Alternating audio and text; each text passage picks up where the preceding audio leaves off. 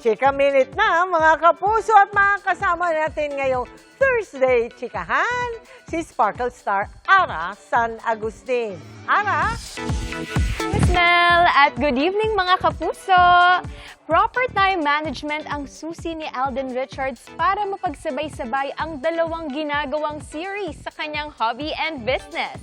Lahat daw yan in preparation sa kanyang pagsasettle down. Suna ba yan? Makichika kay Aubrey Carampel. Dashing in white si Asia's multimedia star Alden Richards nang dumalo sa isang ball kamakailan.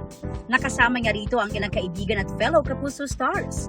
Tila small breather nga raw ito sa magkakasunod niyang trabaho dahil matapos ang successful run ng Stars on the Floor Season 2, dalawang series agad ang ginagawa ni Tisoy. Kabilang dyan ang Kapuso medical drama series na Code Gray, kung saan gaganap siya as Dr. Grayson Lazaro. Very exciting yung role. It's my first time to be able to portray a role na may kinalaman sa medical field. So something to look forward to as well. And we have a great team, of course, directors and actors. Bago yan, mapapanood muna si Alden sa Love Siargao na unang pagtatambal nila ni Nadine Lustre. Makakasama rin dito ni Alden ang iba pang Sparkle stars na sina Kim Jisoo, Kailin Alcantara, Izzy Martinez at Vince Maristella. We're just very much happy with the feedback of all the netizens and yung mga taong nakapanood ng trailer. Maraming salamat po. We're very excited. Pero di lang daw puro trabaho si Alden ha.